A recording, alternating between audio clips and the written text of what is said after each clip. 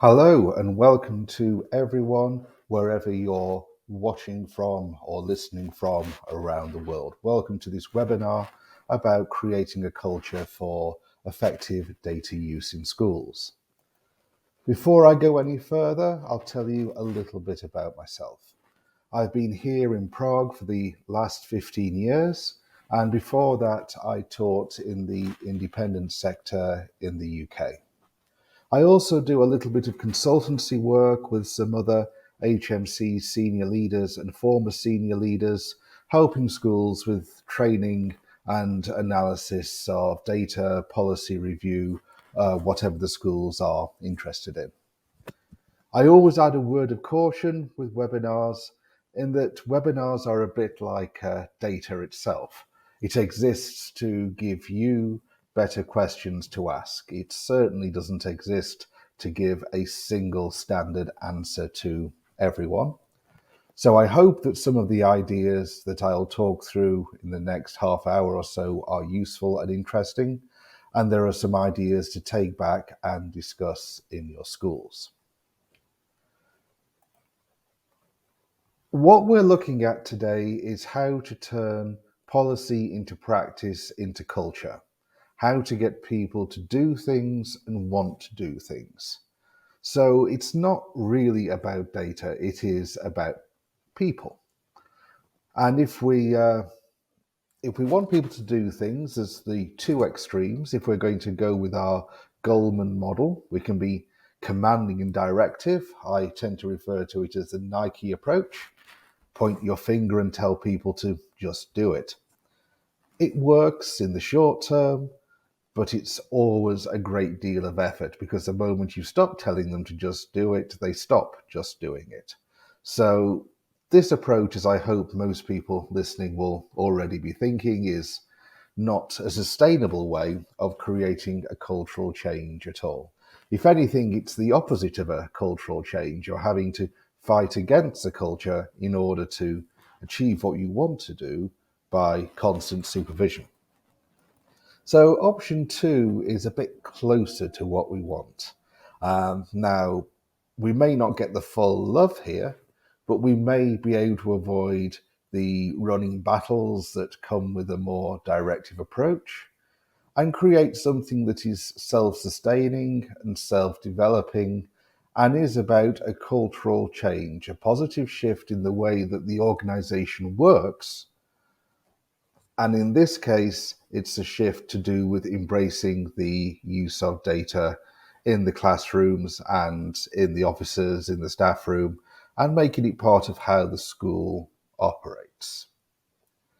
Now, before we look at strategies to do this, it is worth thinking about some of the barriers that exist to effective data use. Now, I'm sure that nothing on this slide is coming as a big shock to you. When it comes to trust in leadership, I always think it's important to remember how asymmetrical information can be. And by that I mean as a senior leader in a school, you pretty much know everything about the strategy, the plans going ahead, why the school is interested in doing things, what it's planning to tell its stakeholders. You are in charge, or at least I hope you're in charge as a school leader, so you really know what's going on. Quite often that message doesn't get out in the corridors as clearly as it should do. And that can leave gaps in which people wonder, what is the real motivation for doing something? Why are we increasing the use of data in our school? Why is this happening? What's the real story? And most of the time, there is nothing under what's there at face value. But because the other side, the corridor, doesn't have this full picture, because the information is asymmetrical, it leaves gaps for them to fill in with conspiracy theories and wild ideas. Fear of change is something that we're going to be talking about, and also this fear of exposure. People may see that the use of data in their school is going to somehow find them out. Now, that may be justified most of the time, it's not. But that is something which we need to consider. Autonomy. Teachers really pride themselves on their autonomy. One of the great things about the profession is the autonomous nature, the scope you have for working the way that you want to. And anything that detracts from this autonomy is something that can encounter resistance unless the reasons for it outweigh outweigh this loss of autonomy. And of course, there is the perennial complaint that there is not enough time and there is too much to do. And I certainly agree that the way that data can be used in school can cause this problem. So part of our task as the people involved in designing how data is used in the school and thinking about the culture that it's created is to make sure that you're not just flooding people with work and busy tasks. And what you do gets value, and what you do is seen to get value and therefore appreciated. Now, I would have talked about these things anyway, but this extra slide that comes in is something that's relevant to our situation now. Things are not what they were. People are not behaving the way that they used to behave. There may be lots of reasons for this, but there is a general unsettled feeling about things. Ironically, this is a time when we need internal data and tracking more than ever because we've lost our benchmarks of external exams, both at 16 and 18. And people will feel very differently about this. There may be some people who are feeling completely liberated by it. Our school, we got rid of GCSEs, most of them a few years ago, and it was one of the great liberating experiences of my career. Under these circumstances, maybe people feel less enthusiastic about it. Also, during the initial and mid phases of COVID, many schools made well-being their number one priority. And we're now at the point where, yes, we're still sympathetic. Yes, we still understand that people are worried about COVID, but we do need to get this show back on the road. We do need to find our way back to normality, whatever normality is and was. So we've shifted a little bit back to concentrating on the operational rather than the well-being aspect. So that's a general little pile of extra stuff to throw into what our landscape currently is. So I have 6 points to do with creating a culture. And although they're not in the order of importance, I would say that number 1 is the most important. A question for you to reflect on at this point: what is the vision for how you use data? And is that something that everyone can believe in? If you get this bit right, you are already on the track to successfully create a positive culture. If this isn't in place, then your foundations are a little bit shaky. And I would add a third question to go with this, is that once you've got your vision and you think it's something that everyone can believe in, get out into the corridors and ask colleagues that you find, what is the vision for how we use data, and is it something you believe in? And see if what's heard in the corridors echoes what's heard in the office. Now, I'll come back to this point, this asymmetry of information quite a lot, and I'll freely confess I'm a leader who spends too much time in my office and not enough time in the corridors. And it is something that I try and work on personally. So what is your vision, and do people know about it? To create a vision that everyone can buy into, I would suggest that you need to always make it about their pupils. Whatever you're doing, bringing it back to them, their welfare, their aspirations, helping them get the most out of the school experience, setting them up for success in life, whether that's going to be an academic route through universities or a more practical route, a vocational route. But the sole purpose of using data, I would argue, is there to benefit the pupils. There are plenty of other ways to do the other things that people sometimes use data for in schools. I'm thinking particularly of performance management. You don't need to use a value added report to know that you have a problem in the classroom. Bad teaching stinks a school out like a rotting fish. You can tell it from what the children are saying, from what the staff room is saying. You can tell it when you walk past the classroom, what you observe. You can tell it when you look at the mark books, when you look at the schemes of work. There's plenty of ways for a school leader to know that they've got dodgy things in the classroom. You don't need to start using your chem value added to roll up and beat people on the head with. There's plenty of other ways to deal with those sorts of issues. Now, some of you may have come across the work of Simon Sinek. There's plenty of his stuff on YouTube. His big thing is that people do not follow the what, they follow the why. If the why is correct, if the why is good, then people will buy into it. And if you make the why of your data vision about pupils doing well, both in school and in life, then it should be impossible to contradict. And if anyone doesn't want pupils to do well in school and in life, are they the sort of people you want in your school? And that's a wider question that I will just throw out there to be considered. Once you have your vision, it's important that you don't undermine it.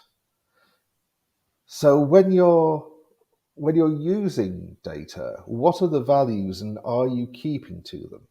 So you can do your big pupil-centered vision, but if you, as I suggested, then take your value-added report, roll it up and hit the Spanish teacher on the head with it, then you're not doing what you said you would do. So as well as talking the talk, walk the walk and make sure it stays part of the narrative of the school.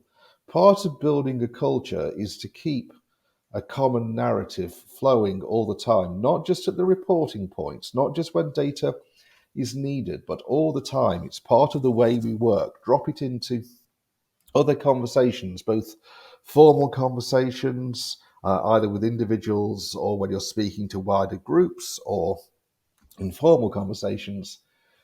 Ask them how it's going, ask them if they found anything interesting in the numbers, whatever works for you, but keep that conversation going and make sure that you as a school are doing what you've promised to do in that initial vision. Things to think about in your use of data, and I'm thinking especially of chem here, but it applies to other systems and other ideas as well. You've got your pupil reports. How are those being used? I would argue that they are the most important thing that gets produced by the computers and the great statistical minds at Chem, because they are the things that give teachers insight into the pupils in front of them, where their strengths and weaknesses lie. Are there issues with non-verbal processing? Predicted grades and chances graphs. Of those two, I would always say that chances graphs are by far the most nuanced. Predicted grades, unless you understand how they're produced, can be a very blunt tool. And when you understand how they're produced, you know they're a blunt tool. So chances graphs are much more nuanced. Value-added reports, who sees those? Some other chem webinars done by a chap called Jonathan Allday, who I work with on the consultancy side. He's got a great line about how most of the school doesn't have to worry about value-added reports, because if you get everything else right, value-added takes care of itself, and I would agree with that. So if what you're putting in front of everyone's nose is the value-added report, but not the IPRs, I suggest that you may have things a little upside down. But it's up to you, your school, what's your vision, and then live it out by how you use the data and how you're seen to use the data. It will take a little while for the conspiracy theories to go away, but all you can do is be transparent, communicate well, and show that you're serious about doing what you say you do, and you're serious about not doing what you say that you don't do. The second thing to think about are our colleagues, and I'm going to break our colleagues into three groups. We have our data enthusiasts, we have our cynics, and we have the vast majority. Now, I would assume that everyone listening to this is part of Team Data, although I understand there may be a few cynics who have been ordered to listen to it as part of their re-education program. We mustn't forget that these two extremes, the enthusiasts and the cynics, make the most noise, but they are not the bulk. Our enthusiasts, when we're creating our positive culture of data use, can be our greatest assets, our greatest enacting partners. They can be our eyes and ears. They can be the spreaders of the word. But they can also be your worst enemy if they go feral. If they just lose themselves in their own obsessions and their own spreadsheets, instead of making the world of data in a school accessible and approachable, they can make it feel overcomplicated. They can make it feel inaccessible. They can make it frightening with the huge multicolored spreadsheets that get produced that people look at and just run away from. So your data enthusiasts should be, if it's going to work well, they should be mentors, they should be coaches. So mentors when it comes to helping people understand the practicalities, and at a more advanced level, working as coaches where maybe heads of departments aren't sure what they're looking for in the numbers, and a bit of advice and a few conversations can help crystallize in their own mind what they want to get out of it. So we're talking communication, we're talking leadership, we're not talking pace setting here. And if we're going to go to our Goldman models, which are a little bit cliched, but there's a lot of truth in them, data enthusiasts can be your classic pace setters who go running ahead and people don't follow them. People, in fact, run the other way. So your greatest allies, if it goes wrong, can be your sort of greatest problem. On the other hand, your greatest problem can be converted to your greatest allies. We all have a few staff room cynics. I always refer to it as the dirty end of the staff room. The grumblers, the moaners, the ones who have seen it all before and they know that it doesn't work. The most annoying thing about staff room cynics is that they're sometimes right. So getting them on side and talking to them can be very, very useful, especially if you've got people who remember the last time an initiative was tried and it failed.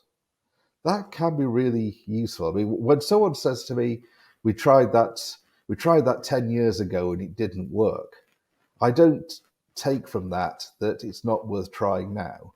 I want to have a chat with them about what went wrong 10 years ago so I don't repeat those mistakes. They're also good for stress testing ideas. The trouble with your enthusiasts, even if they are good communicators with everyone else, is that the enthusiasm can get the better of people. And whatever your ideas are, they'll say it's great. And you'll talk yourself up into this strategy, this plan, this way that you're going to increase the way that data is used. You're going to change the culture. But no one plays devil's advocate. Nobody spots the weak points. So have that chat with the dirty end of the staff room. Find your favorite dirty ender, tell them what you're planning to do, and see how they respond. Because they may give you some valuable advice. And if you can actually convince them, and they sit in the staff room saying, well, it's all right, really, that can be worth a lot in terms of getting the critical mass in the staff room over to your side. You don't need them effusing with praise. You just need them to say it's all right, and you've won a little battle there. So we've talked about our two noisy minorities. Now, what about the majority? It's easy to read too much into diagrams like this, but it can be a little reminder. So we have Maslow's hierarchy of needs. It's useful to remember how safety fits with this, and people's safety is bound up quite often in their work, because it's work that provides money, that provides security and safety. It's hard to feel secure and safe when you don't have a decent source of income, when you don't have a career that you feel confident in. So when people feel that a change threatens them, either because it's going to expose them as being not very good, or they are going to find themselves outmoded and redundant along the way, of course it troubles them. So that's why communicating that data is there to help everyone. Nobody's judgment is going to get completely overruled because of what comes out of a report that's printed from a website. It's not going to be used punitively in terms of value added. You don't need to do that. If what's going on in your school is already okay, then you're not going to find anything when you move to a more data-informed approach that contradicts that, really. So that reassurance. Also at the top, this idea of self-fulfillment. There is so many different roles in schools, but there aren't always roles for your introverts so much. So there may be some people who, when you start using data more in school, really run with it, really enjoy it. It becomes their thing. And they can be at any level. They can be from an NQT with an eye for numbers, or an ECT, or whatever we call them these days, all the way up to someone on senior leadership who's looking to find their niche. There's lots of options in there. And I think that whatever you do in a school, you're always looking to have the pupils reach a point of self-fulfillment. Look for opportunities with colleagues as well. But for most people, we can look after them by making sure we give them a good dose of mid-level Maslow, so they don't feel threatened by it, and that they feel comfortable using it. That esteem, that feeling of accomplishment will only come if they know what they're doing. If they feel that they don't understand it all, you hit that. So I think when dealing with people, just remember a few of these things. Let's not read too much into this diagram, but it's a useful reminder. In summary, I think people, they do want to feel purposeful and productive. Certainly in a profession like teaching, people like to feel they've achieved stuff. The why, Simon Sinek's why, they need to know that their leader has a moral compass about what they're doing. To keep them safe, you give them clear instructions, you give them training that allows them to do the thing that's been asked for them. So they don't suddenly feel all at sea.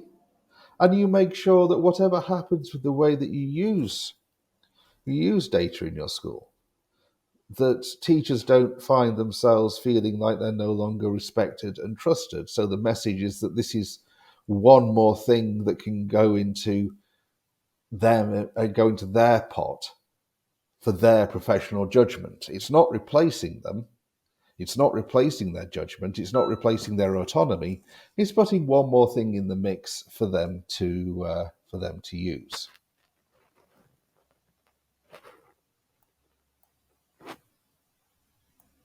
Now, another diagram I like to bring up at this stage is the Kubler-Ross curve. Now, many of you will be familiar with this because it's a diagram that gets used when talking about grief and bereavement, both losing other people and when people receive a terminal diagnosis. Now, this was one of the big shocks to me when I started taking an active interest in leadership a few years ago and change management. This is also used in the leadership of change. And I thought that was ridiculous when I heard it. How can you compare one of the most profound human experiences, this confrontation with the end of life, with something as banal as a policy change or changing the way that you use data in a school? And the answer to that is that on whatever scale it is, sometimes you're dealing with emotional reactions rather than intellectual reactions. And again, this is a point of asymmetry where you can find that as you, the leader in the office, you're behaving intellectually.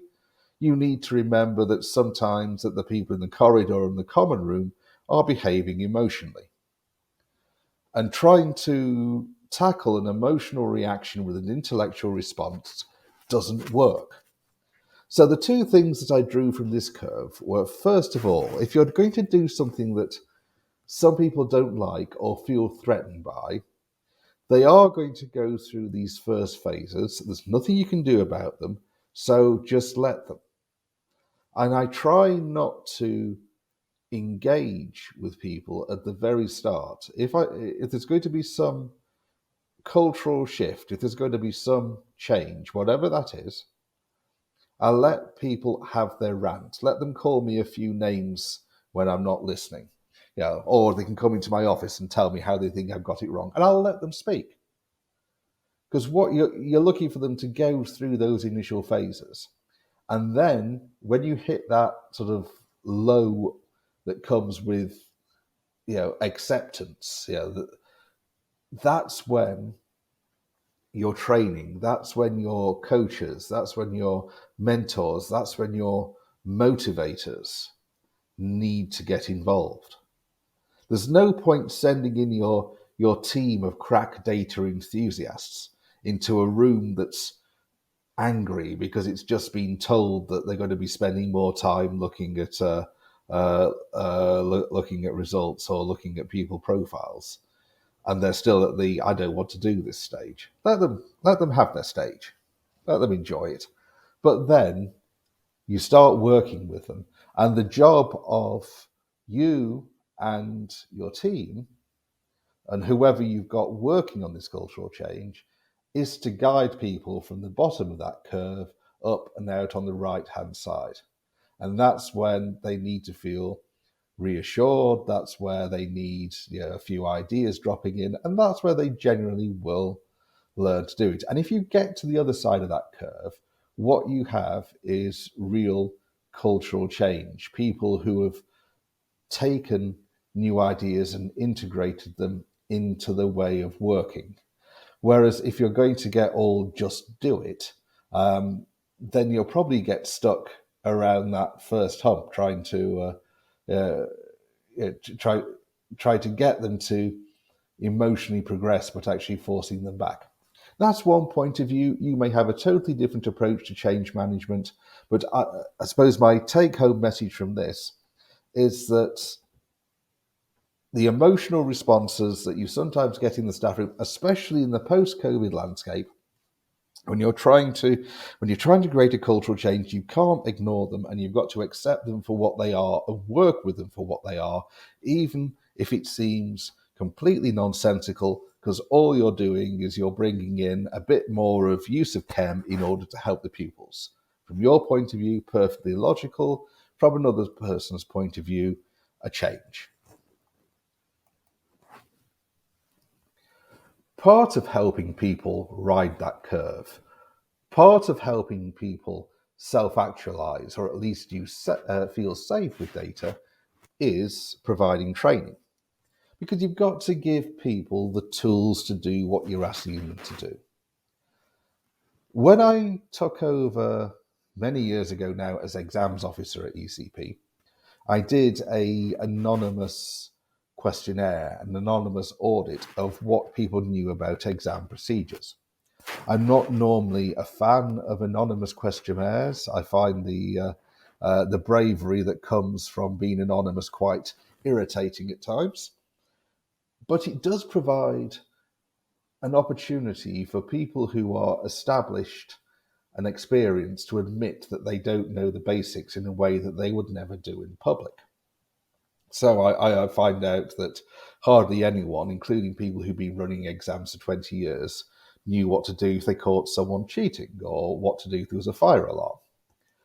And I suggest that if you're planning any change in the way that you use data in your school, you have an honest audit that goes down really to the basics. Do they understand what data points are used? Do they understand the vision? If you're using Chem, do they understand how to read one of the reports? Do they know how a predicted grade is derived? Can they read a chances graph? And find out what that level of knowledge is, and if needed, go for some blanket training from an external provider. That's what we did here several years ago. A chap called Peter Hendry, some of you may remember him, great bloke. But we brought him in, and the idea was to get 100% coverage on the teaching staff on how to read the profiles, and then another session with the middle leaders, the subject leaders, on how to interpret their value added, how to use chances graphs, etc. At that point, and Peter's great bit of advice was make sure that whenever any new person comes in, they also get some training on this. And that became part of my role, that whenever we have anyone new, they have a session with me that goes through how we use Chem, how we use data in the school.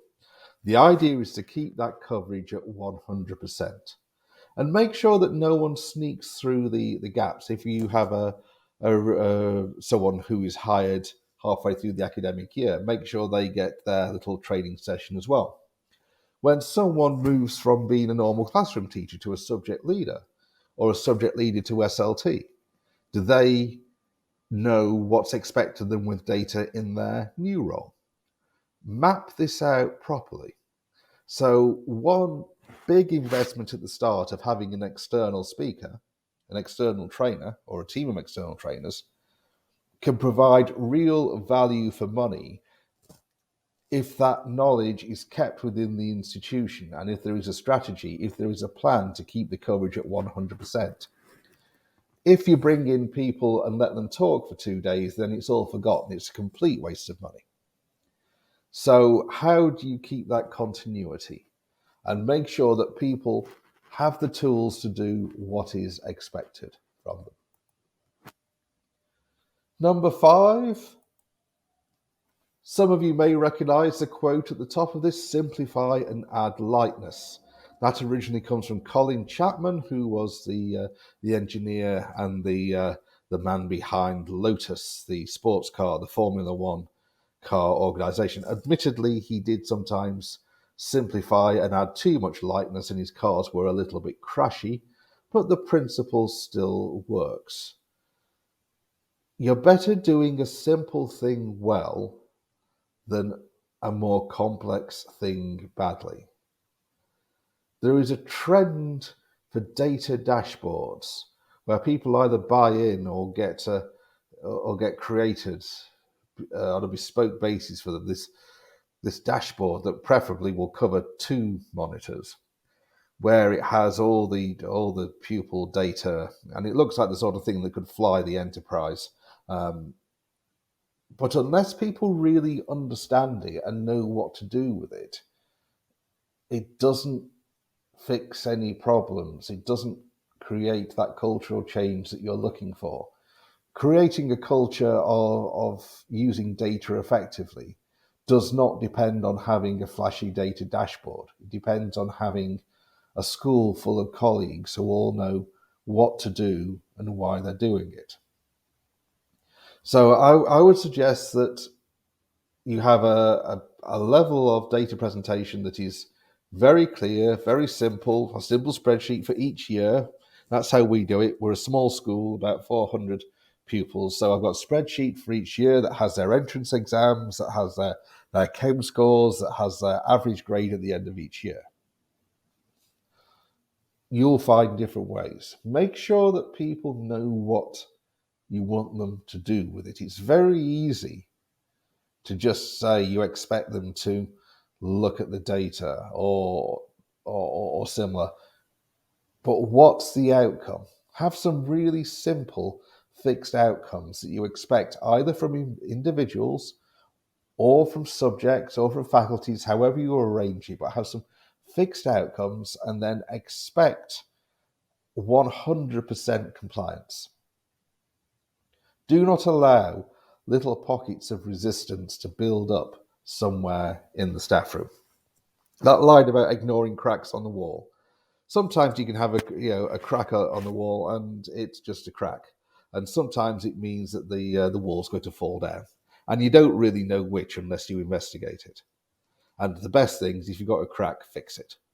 So if there is one subject, one area of the school that's not going along with this, don't just let them do it because, well, we know the science department's a bit maverick, or PE can't really see how it applies to them, or whatever. Find a way to engage with them and get them to do it. If necessary, go down the disciplinary route. You don't have to be afraid of doing that.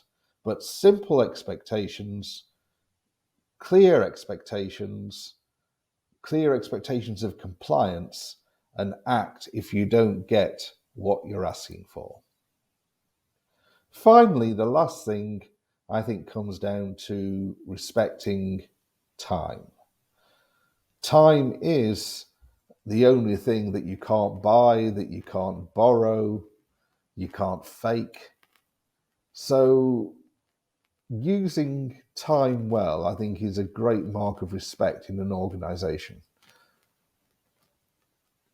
If people feel that their time is being valued, they respond well to it.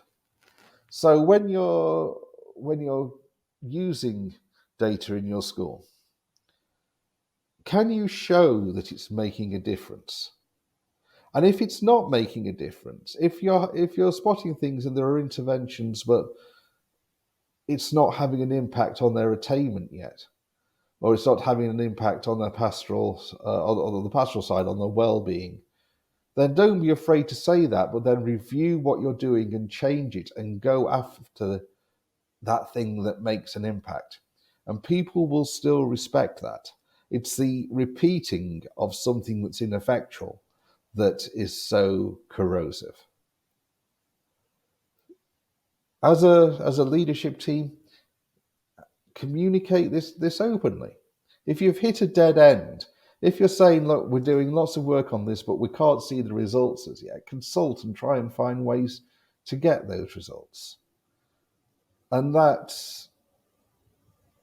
openness and honesty will help with that problem I first referred to, which is the asymmetry. People like to know what's going on, quite understandably. So in summary, this is all you've got to do to create cultural change. I say all you've got to do. Obviously, there is a huge amount there and things that are of real significance. But I would suggest that if you do these things, you're going to be successful, and one of the most successful schools in implementing your new policy, your new ideas, your new cultures. Because I think on a basic human level, these are things that work well. And if you're not doing any of these things, why? And is there a way to achieve that? So are there opportunities for people to grow and self-fulfill when they're working with this? Are there pockets that are allowed to disengage in what happens to them? Are you doing what you say you're going to do? That values and vision thing, you can so easily undo so much good work if you do something that doesn't match your vision, because suddenly that trust that you've been building up gets eroded. So there are some thoughts. I hope at least some of this has been interesting or thought-provoking. It could be that it's just reassured you that the things that you're doing in your school are in fact perfectly mainstream and perfectly usual. There may be a couple of things where you think there are things that you would like to do. I'm always willing to talk, so my email's here. Please do drop me a line or drop Kem a line if there's anything that you would like to talk about. Thank you very much to everyone who's listened in, and I wish you all, obviously, good health and a Merry Christmas. Thank you, Tony. That was really interesting and informative. It's over to you, our audience now. So I'll pose your questions and comments to Tony. And don't forget, if you do have a burning question, please just post this in the questions box and I'll put it over to Tony now. So we have got a couple of questions in here already, Tony. Our first one that we received is, how do we use the predicted grades and chances graphs from Kem, please? Right, the predicted grades, I suggest you print out, find the securest safe you have in school, and put them in there. And that can be the end of that. The reason I'm saying that is that the predicted grades, because of the statistical way it's done, take no account of the individual. So any attempt to say that this child here, let's say we have John Smith, any attempt to say that John Smith's predicted grade is 6 or whatever scale we're using, based on that, is not taking account the child's circumstances at all. It's just saying that if you have a whole load of children who do the same on the chem test as John Smith, then the most likely outcome for them is a 6. But really, there's a whole range of outcomes. They can be interesting when you look at en masse, and that's where the value add comes from. You have an entire class that is performing above their predicted grades. That can be interesting. An entire class that's performing below their predicted grades. That's also interesting, but not with individuals. On an individual, I think it's great to have a conversation with the student, especially sixth formers. In our case, we have IB, about chances graphs for their subject. If you have someone who's underperforming, it can show them that pupils who are theoretically very similar than them are capable of achieving higher grade, and indeed significant numbers of them do. So that challenge any belief that a pupil, or indeed sometimes a teacher has, that they shouldn't be doing any better. Someone has somehow got them pigeonholed, that they're pigeonholed as being, I don't know, weak in chemistry for whatever reason. This can show them that actually they have the potential to do very well. I also find it can be useful with pupils who are lacking self-confidence, in that they can see where they are on the chances graph and actually, think from that, if they're doing well, this is my right place, and they can learn to embrace it. Because I find there's a certain profile of pupils that are doing quite well but never quite believe that they do. And this can be, you confirm that what they're doing is, it's their rightful place in the scheme of things. And also, if someone's been a little bit overconfident and a bit too cocky, it's good to be able to show them that someone of similar academic profile is is certainly capable of getting low grades. Because the chances graphs are based on real results compared to real chem scores, they are the stories of all the pupils who took the test and then took that qualification. So the lower end of that chances graph is not just a bar, it's a collection of stories about people who had potential. For some reason it failed. Now, it may have been because of them, it may have been because of external things, pastoral reasons, whatever. No story is the same, but it can be a good reminder of the fact that if someone feels that success is inevitably theirs, that it isn't something concrete. And what I say about the chances graphs and anything else you do is they should always be accompanied by a conversation. They should be the stimulus for a conversation, preferably with someone like a tutor or the head of sixth form, if they want to do some of them, or a subject teacher dealing specifically with their subject. I would say never give them out as a piece of paper without that conversation. Even if you provide detailed written instructions as to how to interpret it, on something like this, people will read into it what they want to read into it, unless they are genuinely challenged at the time to fix what it can really show. So chances graph, I think, are a wonderful tool. The reason I'm so dismissive of the prediction grades is I think that chances graphs give you a much more nuanced, useful type prediction. It gives you that range of possibilities. One way that it can be used internally is with the university predicted grade.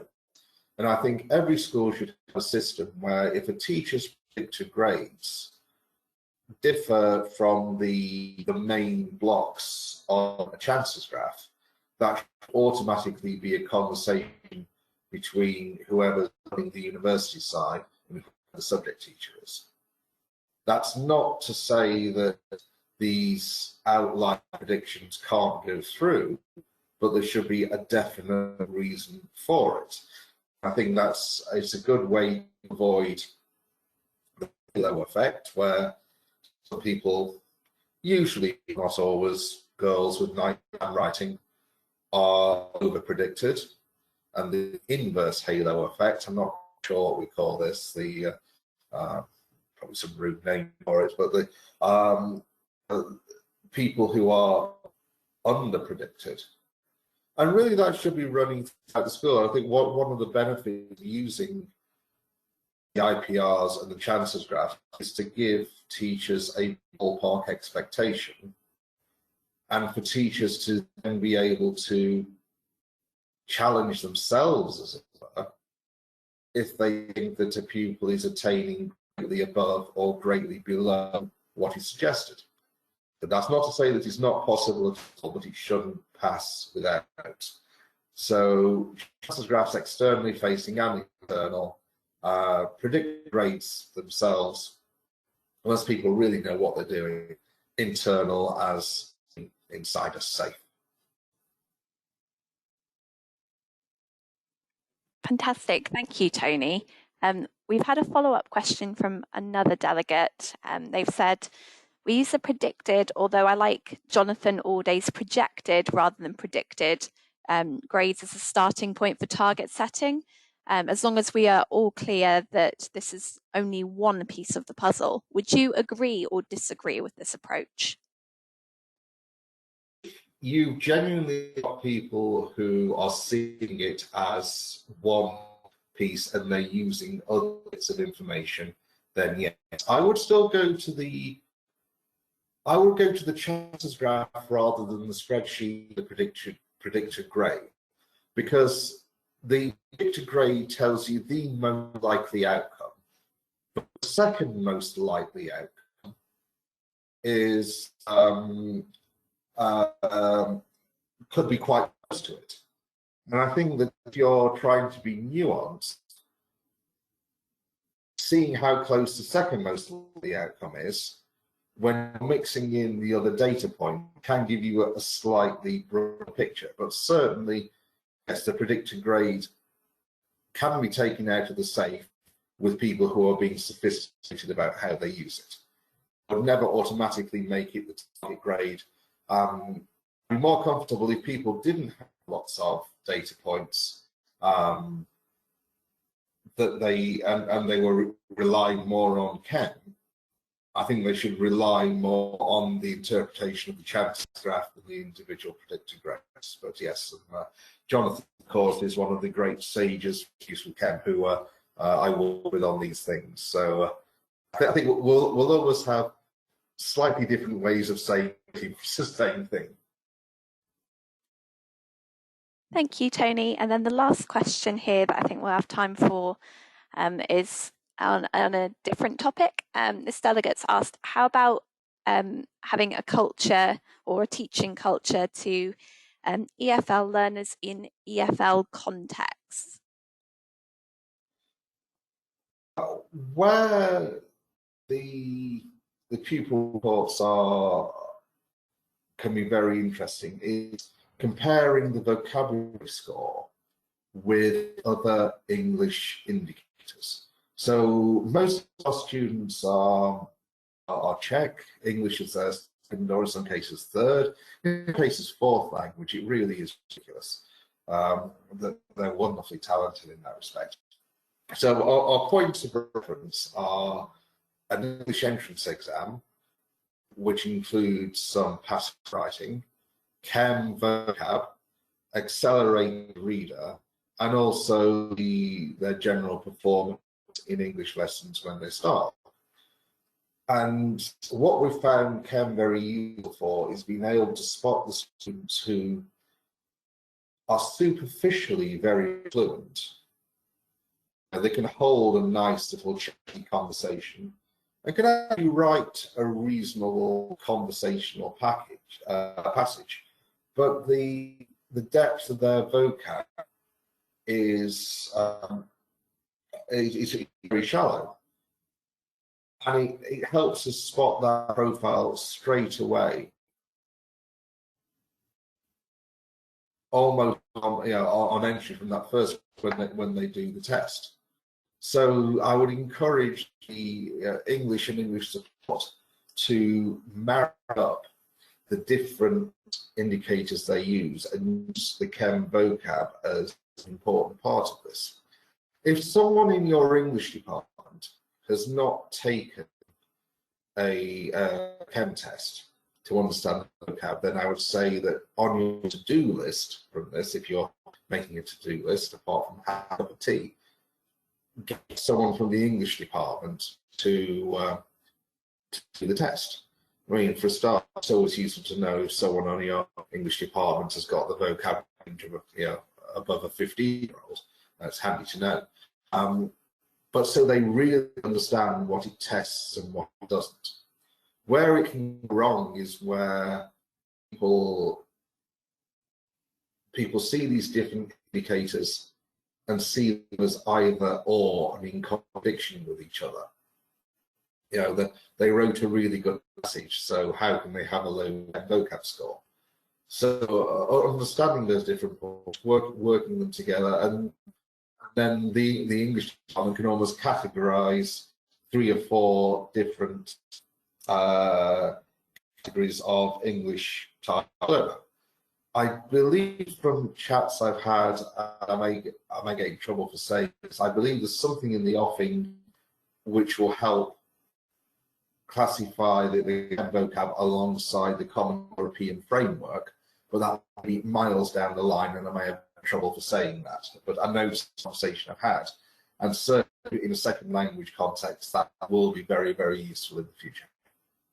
If anyone's interested in specifically this example, then I'm more than happy to connect you with our English department and how they handle it.